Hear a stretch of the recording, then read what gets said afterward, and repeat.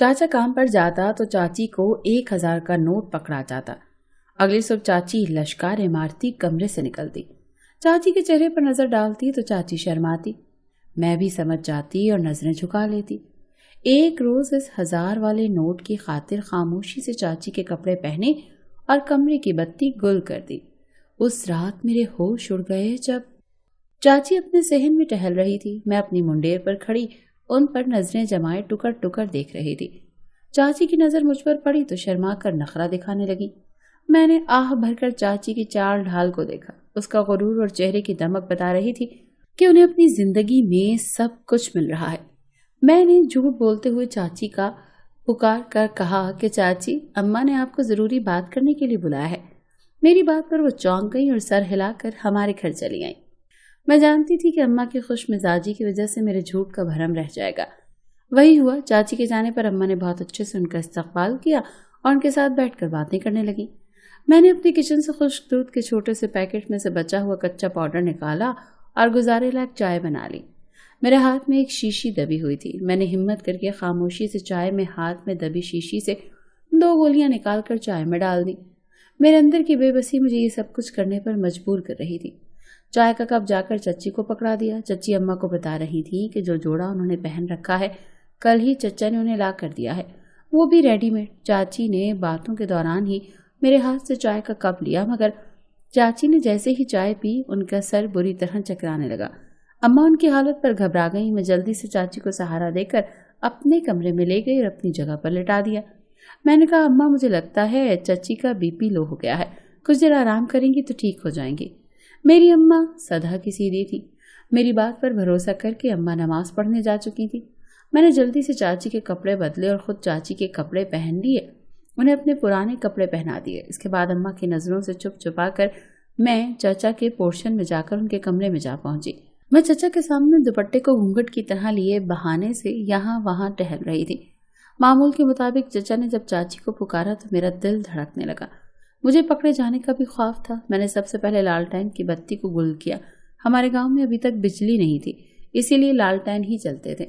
मैं चाचा के पास पहुंची तो उन्होंने 1,000 का नोट पकड़ाते हुए अचानक मेरी कलाई थाम ली। मेरे तो होश उड़ गए। चाचा, मैं अपने माँ बाप की अकलौती ही बेटी थी। मुझसे छोटे 2 भाई थे। हम बहुत ज्यादा खाते पीते नहीं, मगर गरीब भी नहीं थे। हमारी जिंदगी पुरसुकून गुजर रही थी, मगर एक रोज मेरे अब्बा को हार्ट अटैक से इंतकाल हो गया।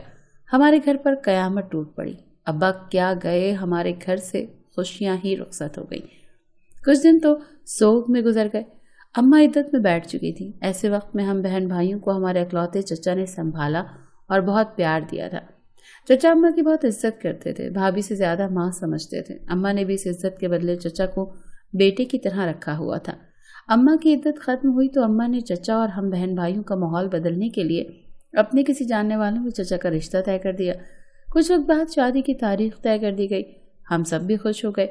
चचा की शादी हुई तो हम चाची को देखकर दंग रह गए। वो बहुत खूबसूरत लड़की थी। हुस्न के साथ उसमें नजाकत भी बहुत ज्यादा थी।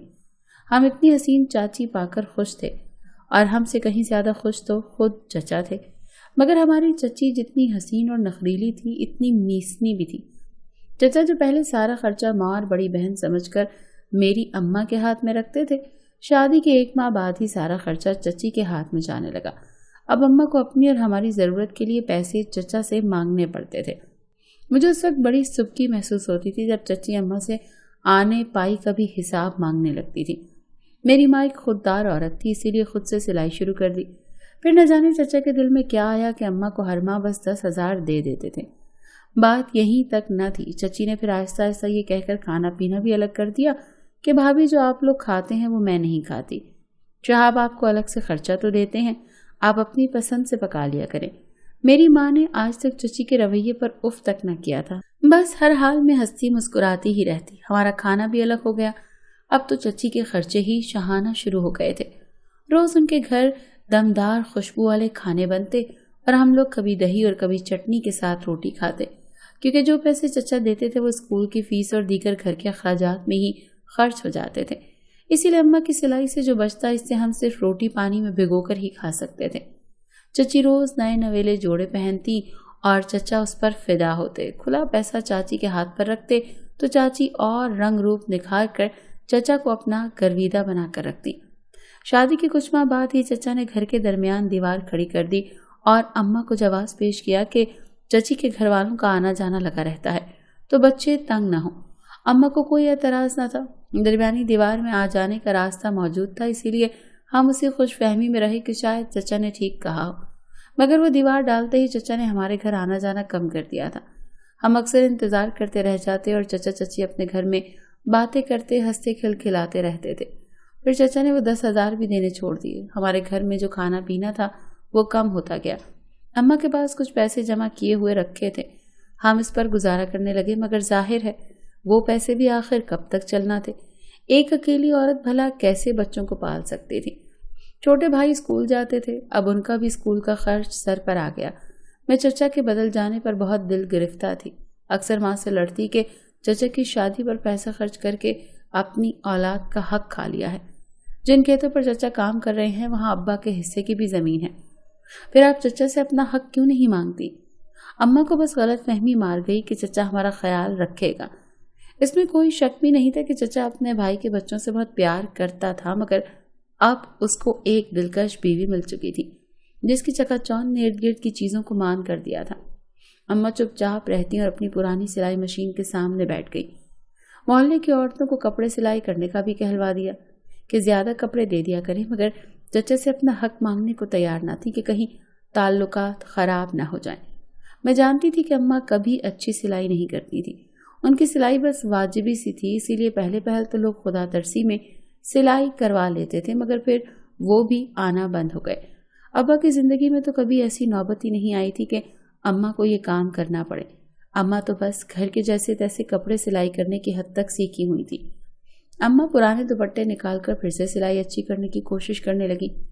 گھر میں اب صرف پتلی دال اور 2 روٹیاں بننے لگی تھی کیونکہ راشن ختم ہو چکا تھا۔ ہم بہن بھائیوں کو انتظار رہتا کہ کوئی کپڑے سلائی کروا لے تاکہ ہم کچھ اچھا کھا پی سکیں۔ آخر ہماری دعاؤں اور بہت زیادہ انتظار کے بعد ایک روز ایک محلے والی کپڑے سلائی کروانے پہنچ گئی۔ ہم بہن بھائی خوش تھے۔ اس عورت نے 2 جوڑے سلائی کے لیے دے دی۔ اماں نے بہت محنت کر کے کپڑے سلائی کیے تھے، مگر بہت کوشش کے باوجود بھی وہ اپنی سلائی میں صفائی نہیں لا پائی تھی۔ محلے دار عورت نے وہ جوڑے دیکھے تو بھڑک اٹھی اور اماں کو اچھی خاصی سنائی۔ سلائی کے پیسے احسان لگا کر دے گئی اور اس کے بعد ہمارے گھر کبھی کوئی عورت سلائی کروانے نہیں آئی تھی۔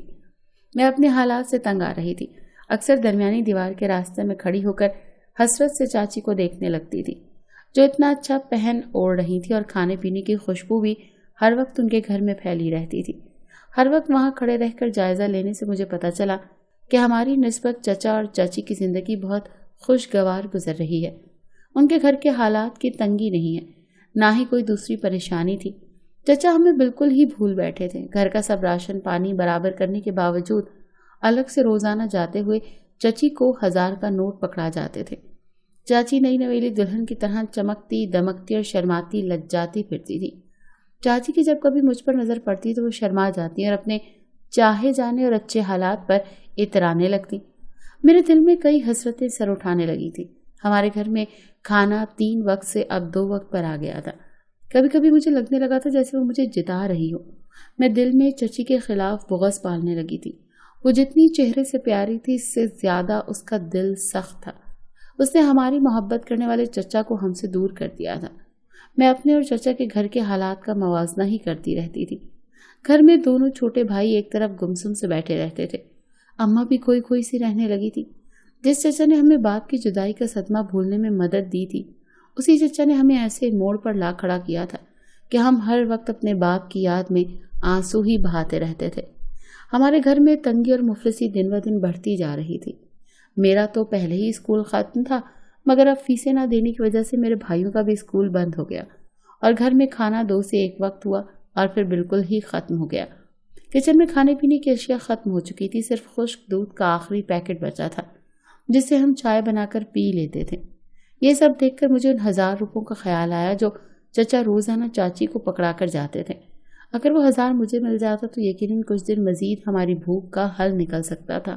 اماں سے میں لڑ لڑ کر تھک چکی تھی کہ وہ چچا سے ابا کی زمینوں کا حصہ مانگیں، لیکن نہ اماں خود چچا سے مانگتی نہ ہی مجھے بات کرنے دیتی۔ इसीलिए मैंने सोचा कि जब चचा को ही हमारा ख्याल नहीं है तो मैं भी थोड़ी सी बेईमानी कर ही लूं, क्योंकि भूख बर्दाश्त नहीं होती। घी सीधी उंगली से ना निकले तो उंगली तो टेढ़ी करना ही पड़ती है। मुझे चचा से वो 1000 का नोट लेना था, चाहे उसके लिए मुझे कुछ भी करना पड़ता। और फिर एक रोज मैंने वो काम करने का फैसला किया जिसके बारे में कभी जिंदगी भर मैंने सोचा भी नहीं था। पेट की आग इंसान से क्या कुछ करवाती है, मैंने अब देखा था। मैं अपने बाप जैसे चचा को धोखा देने का सोच रही थी, सिर्फ 1000 के नोट के लिए, जो शायद उनकी नजर में कुछ नहीं था मगर मेरे लिए ये 4 जिंदगियां बचाने का जरिया बनने वाला था। मैं मौके की तलाश में थी कि कैसे चचा से वो पैसे लूं। पहले तो मैंने चाची के पैसे चुराने का सोचा। जब चाची बाथरूम में नहाने जाती मैं उसका कमरा सारा छान लेती, मगर मैं समझ नहीं पा रही थी कि आखिर चाची वो पैसे लेकर कहाँ रखती है। मुझे 100 रुपया भी कहीं से नहीं मिलता था। थक हार कर मैंने चोरी का इरादा तर्क किया और एक नहायत संगीन फैसला किया। ऐसा फैसला जो मुझे मेरी नजरों में गिरा जाता, लेकिन मैं अपनी सोच पर कायम थी। मैंने चाची बनकर चचा के सामने जाने का सोच लिया था, क्योंकि चचा रोजाना चाची के हाथ में वो नोट पकड़ाते थे। मगर इसके लिए मुझे चाची को एक तरफ करना था, और वो मैंने यूं किया कि सुबह जब चचा काम पर जाने के लिए कमरे में तैयारी कर रहे थे तो मैंने सहन में टहलती चाची को बहाने से अम्मा का झूठा पैगाम देकर अपने घर बुला लिया। चाची को देखकर अम्मा खुश हो गई और बगैर कोई गिला शिकवा किए खुश दिली से बातें करने लगी। मैं पहले ही नींद की गोलियां मंगवा कर छुपा चुकी थी। चाय बनाते हुए मैंने वो गोलियां चाय में मिला दी और चाय चची को पकड़ा दी। मैंने बहुत खतरनाक कदम उठाया था कि अगर चची को कुछ हो जाता तो मुझे कोई न बख्शता, मगर मैंने अपने छोटे भाइयों के लिए नतीजे की परवाह किए बिना ये सब कुछ किया था। चाची पर दवा ने असर किया तो मैं उन्हें अपने कमरे में ले गई। अम्मा मामूल के नफल पढ़ने के लिए अपने कमरे में जा चुकी थी। मेरा काम आसान हो रहा था और कपड़े बदल कर चचा के पास पहुंच चुकी थी, मगर मैं नहीं जानती थी कि वहां मेरे साथ क्या होने वाला था। वहां जो कुछ हुआ इसके बाद तो मेरी सारी होशियारी भाप बनकर उड़ गई और मेरे होशो आवाज उड़ गए थे। जब चचा ने मुझे पुकार कर अपने पास बुलाया और 1000 का नोट पकड़ाने लगे तो उन्होंने अचानक ही मेरी कलाई पकड़कर सवाल किया कि मुझसे ये पर्दा क्यों किया हुआ है और इतनी जल्दी लालटेन की बत्ती क्यों गुल कर दी, अभी तो मुझे खाना भी खाना है। ये कहकर चचा ने मेरा हाथ छोड़ा, लेकिन फौरन से माचिस की दिया सलाई जलाई। लेकिन जैसे मेरी जानिब की तो चचा बुरी तरह से घबरा गए। मैं भी धक से रह गई थी। मैंने ये तो सोचा ही नहीं था कि चचा को चची का यूं मुंह छुपाना अजीब सा लग सकता है, जबकि दूसरी जानिब मेरे चचा मेरी कलाई पकड़ते ही कुछ चौंक से गए थे। मैं कद काट में बेशक चाची की तरह बराबर थी, मगर चाची की निस्बत में कमजोर और सांवली सी थी। ये फर्क बहुत वाज़ेह था और चचा ने भी महसूस कर लिया था। वो मेरा दुपट्टा चेहरे से हटाकर मुझे देखते पथरा से गए थे। मैं खौफ से लरज रही थी। चचा ने झटके से मेरी कलाई छोड़ी और गुस्से से सवाल किया, मैं यहाँ चाची के लिबास में क्या कर रही हूँ और चाची कहाँ है? चचा मेरी हरकत पर बहुत बुरी तरह भड़क उठे थे और मेरी बेशर्मी पर मुझे डांटने लगे थे। मैंने रोते हुए कहा कि मुझे ऐसा करने पर आपने खुद मजबूर किया है। आपको एहसास ही नहीं कि हमारे घर में 2 दिन से चूल्हा नहीं जला और हम भूखे पेट सो रहे हैं। आप यहाँ अपनी बीवी को रोजाना 1000 पकड़ा कर चले जाते हैं और हमें खुद से इतना दूर कर दिया है कि भूख से मर रहे हैं, मगर पैसे मांगने की भी हिम्मत नहीं रखते। चचा मेरे जुमलों पर साकित रह गए। उन्हें शर्मिंदगी हुई और मुझे अपने साथ ले जाकर अम्मा से माफ़ी मांगी। उसी रोज़ से चचा ने घर की दरमियानी दीवार हटा दी और फिर से हमारा खाना पीना एक साथ होने लगा।